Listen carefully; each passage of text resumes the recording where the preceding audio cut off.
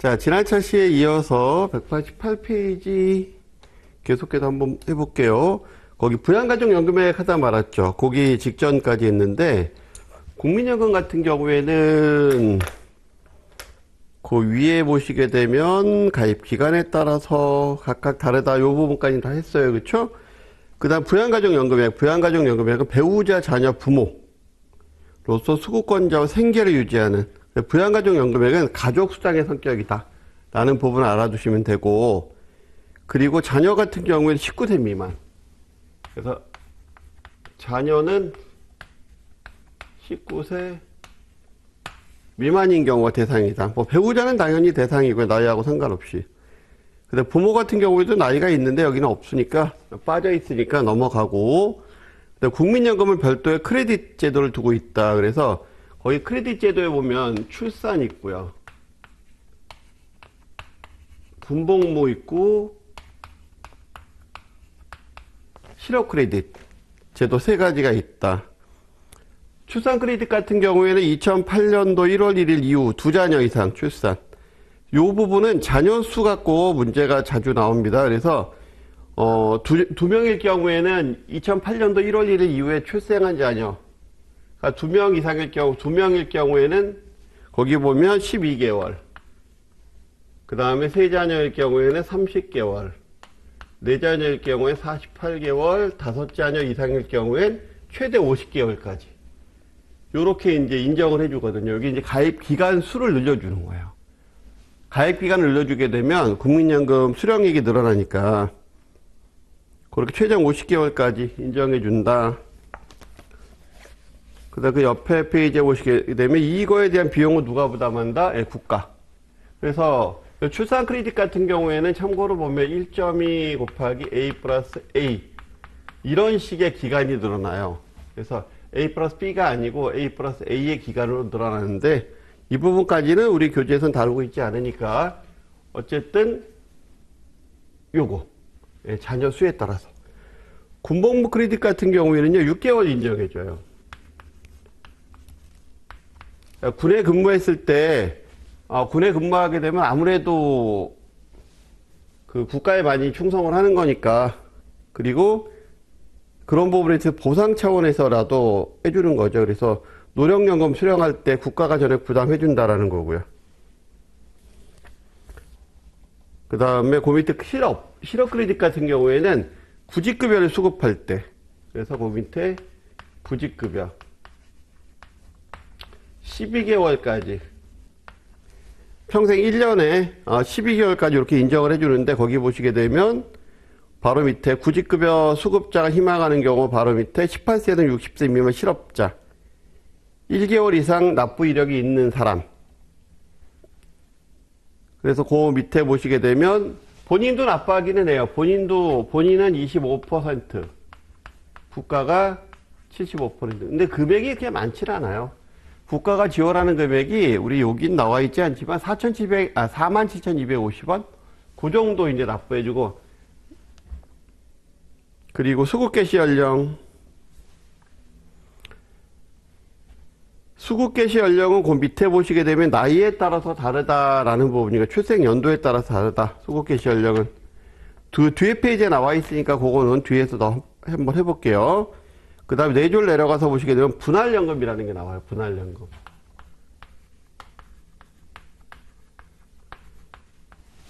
요즘에 황혼이혼이 굉장히 많잖아요. 그죠? 황혼이혼이 많다 보니까 이혼했을 때 이걸 어떻게 분할할 거냐라고 하는 부분인데, 국민연금은 부부가 국민연금을 납입했다라고 하게 되면 이거는 공동재산을 형성한 걸로 봐요. 재산 형성에 기여한 걸로 봐요. 그래서 재산 분할적 성격을 가져요. 재산을 분할하는 것과 같은 성격을 갖는.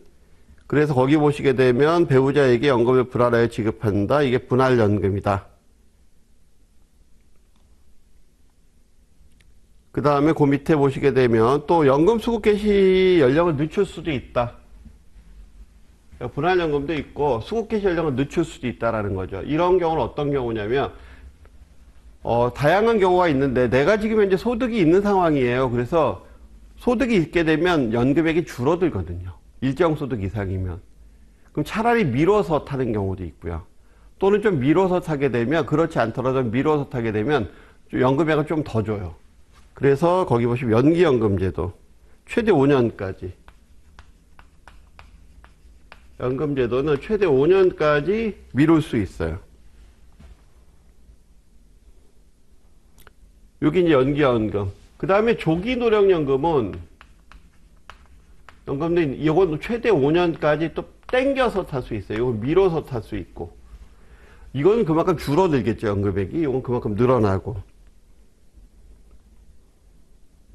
그래서 연기연금 같은 경우에는 1년에 7.2%, 1년당 월 0.6%, 1년에 7.2%가 플러스가 되고요. 5년이니까 최대 36%가 플러스가 되겠죠. 조기노령연금은 1년에 6%가 마이너스가 돼요. 그러니까 최대 65, 30%가 마이너스가 되겠죠. 5년 일찍 땡겨받으면. 그 다음 맨 밑에 국민연금 같은 경우에는 생일이 속하는 달 다음 달부터 지급한다. 그러니까 내가 요번에 생일 받아야 되는 달이다 라고 하는 거는 지난달이 생일이었다라는 거지. 예, 시작할 땐 그렇게 해요. 그래서 생일이 속하는 달에 다음 달부터 지급하는데 매월 며칠 날 지급한다? 25일. 대부분의 기초연금도 그렇고 공적연금 지급에 관련되는 일자는 거의 25일이고요. 그 다음에 납입하는 거는 10일이고 그래요. 그 다음에 거기 보시게 되면 출생연도별. 요것도 시험에 요런 것들 어떤 게 있는지 시험에 잘 나와요. 타이틀 잘 알아두셔야 돼요.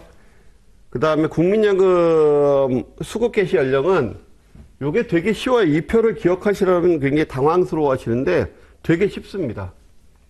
1952년생까지는 60세에 정상적으로 탔어요. 만 60세. 1953년생 54, 55, 56, 57, 58, 59, 60, 61, 62, 63, 64, 65, 66, 67, 68, 69. 여기는 그 다음 61세부터 타요. 여기는 62세, 여기는 63세, 여기는 64세. 요 이후서부터는 현행은 65세 이후에 타게 되는. 요게 그거예요. 그러니까 53서부터 4년씩 끊어서 이렇게 정리해 주시면 요 표가 완성이 돼요. 조기노령연금은 여기서 5년 빨리 땡기는 거고요. 그 다음에 분할연금은 마찬가지로 이혼했을 때 같이 받는 거고 뭐 그런 거예요. 사실 분할연금이나 이런 부분들 나중에 꼭 공부를 한번 해보세요. 저기 그 재무설계나 이런 부분 할 때 꼭 필요한 부분이니까 우리 책에는 거기까지는 안 나와 있으니까. 그 다음에 국민연금. 자, 국민연금 같은 경우, 그 밑에 국민연금과 세금. 자, 국민연금과 세금 같은 경우에는 국민연금은 납입 금액에 대해서 본인이 납입한 거예요. 본인이 납입한 거. 그러니까 근로소득자 같은 경우 4.5, 4.5 낸다 그랬으니까 그 나머지 4.5는 아니고 본인이 납입한 4.5에 대해서 소득공제를 해줘요. 이게 2001년도 이후부터 시행된 제도인데, 그래서 거기 가운데쯤에 보시면 2001년도 법 개정으로 소득공제 혜택을 줬다. 그래서 여기에 이제 세금을 떼기 시작해요. 소득공제 해주는 대신에 세금 납부를 해야 된다. 이 소득공제는 무엇도 포함한다? 2006년도서부터는 추납도 포함한다. 그래서 거기에 맨 위에서 세 번째 줄에 보면 추납부란 말이 있죠? 예, 추납부 포함한다. 본인 납입분이에요. 본인 납입분. 그리고 그 밑에 가운데쯤에서 중간에 있는 거에서 세 번째 줄에 보시게 되면 그래 노령연금 및 반환일치금에 대해서 과세하기 시작했다. 장애와 유족은 세금 납부는 노령에 대해서, 장애하고 유족은 납부 대상 아니고, 세금 납부 대상 아니고. 그래서 노령연금 반환이에요, 지금. 사망의 지금도 물론 납부 대상 아니라서 여기 빠져 있는 거예요. 그래서 맨 밑에 가서 보시게 되면, 그래서 소득공제 혜택이 있었기 때문에 그렇게 해준다. 그래서 이거 연금소득에 대해서 이제 세금 납부하는 거죠. 그래서 맨 밑에서 5번째 줄, 연금소득에 대한 연말정산할 때 연금소득 공제 혜택을 주고, 그 다음에 종합과세 한다라는 거예요. 이 얘기는. 부양가족 공제 혜택, 표준세액 공제 혜택. 그러니까 우리가 근로소득은 근로소득 공제해주잖아요. 사업소득은 사업소득 공제해주고, 마찬가지로 얘도 연금소득이기 때문에 사적연금과 합쳐서 계산한 종합소득 계산할 때 이제 연금소득 공제해주고, 이건 항상 종합과세예요. 맨 밑에 연 770만 원까지는 뭐 이것저것 빼니까 신고하지 않아도 된다. 뭐 이런 부분이 있는데 기본적으로 이제 신고를 하는 거죠.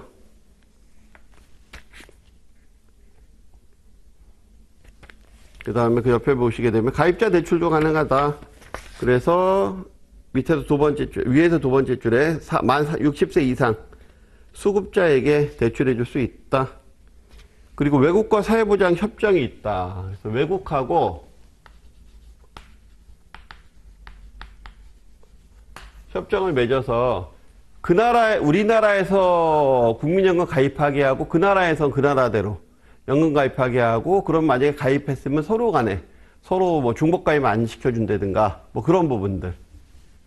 그래서 그 국민들의 편의를 봐주는 거죠. 그런 얘기들이 나와 있어요. 그래서 첫 번째 줄에 두 번째 줄에 보시게 되면 사회보장 협정은 협정 국가 간의 연금제도 사이를 상호 조정하여 국민에게 다음과 같은 혜택을 주고 있다. 그래서 첫 번째 이중가입 면제 혜택. 그래서 거기 보시게 되면 두 번째 바로 밑에 연금 수급권 취득이나 급여 지급 동등한 대우 이럴 경우에, 세 번째 연금 수급을 위한 최소한의 기간을 채우지 못하더라도 양국의 가입기간 합산, 그리고 협정국 사이에 협정 취약결국 사이에 연금급여 해외 송금 가능하게, 그리고 상대국에 거주하는 경우에도 급여가 삭감이나 지급되게 하는, 삭감되지 않고 지급되게 하는 이런 부분을 해서 바로 밑에 가입기간 합산협정이나 그 옆에 보험료 면제협정 뭐 이런 부분들이 있다라고 해서 뒷페이지까지 그런 내용들이 쭉 나와 있거든요. 요 부분들은 아무래도 우리나라도 해외 파견 근로자들이 있고 외국에서도 우리 국내에 일하려고 오시는 분들이 많이 있잖아요. 그럴 경우에 이제 서로 간에 국민들한테 편익 제공하고 뭐 이런 부분들로 있으니까 이 부분은 꼭 읽어보세요.